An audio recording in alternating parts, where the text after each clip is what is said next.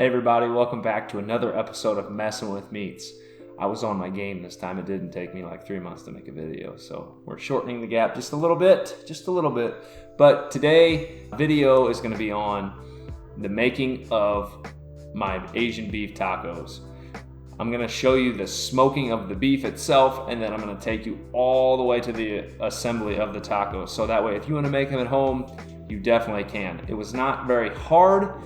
It did take a little bit of time to get the beef to temperature. Enough with me talking. Hopefully you enjoy the video, and let's get to it. Here we have the roast, marinated overnight.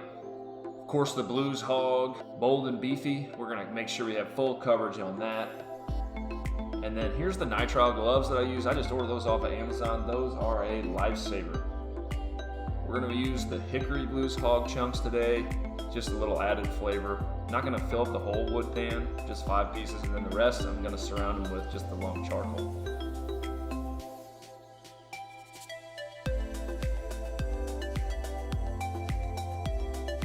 It's not gonna be an incredibly long smoke, but I'm gonna fill up the water pan pretty high just because of that big fat piece underneath. A lot of drippings. It's gonna be around 6 to 7 hours.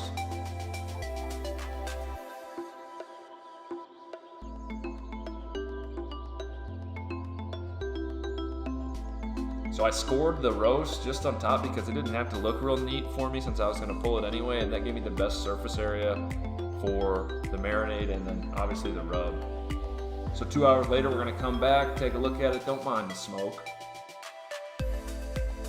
Looking pretty good. I'm going to take it off, put it in an aluminum pan, cover it with foil, collect some of those juices because I'm going to add them back later after we pull it.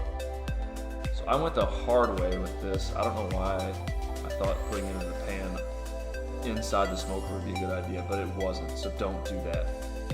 I'm gonna leave a little hole for my thermometer to go in, wrap it up, I'm gonna put it back on. I'm gonna go play golf, which is probably a bad idea, leaving a burning flame underneath your deck, but I did have my dad come check on it, so probably don't do that. After 3 hours, I'm gonna come back. I'm gonna take the roast out of the pan.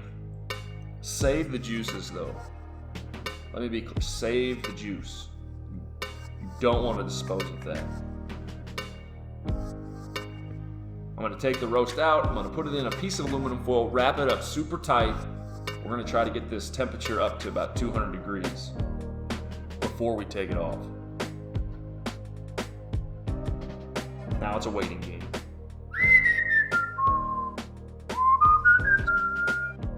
Once you hit 200, you'll want to take it out. You'll want to let it rest because it's going to be super hot, too hot to pull. I probably waited too long. It probably got too cool and it didn't pull as well as I wanted it to, but we're going to use the claws to get it started. And then I use my hands once I get it started so that way I can kind of feel the pieces of fat and gristle and take those out. I'm not going to pull it super thin. I kind of want big chunks. It's a good size there. Once I have it to the size I wanted, I then added the bold and beefy back into it, just get some more of that seasoning in there. And then of course, I don't show it, but I did add a good amount of the juice back into the meat. That's just, you just can't beat that flavor of that beef fat, man. When it comes plating time, we're filling up, we got the small tortillas.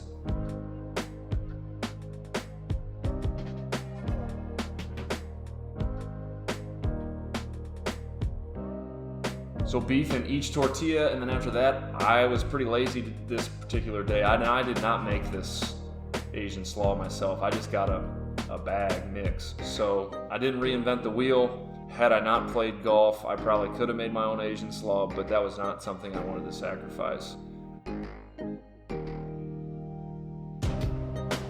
Here I did make my own sauce to put over it. That's a combination between teriyaki sauce, soy sauce, Worcestershire, a lot of honey, crushed red pepper, and garlic.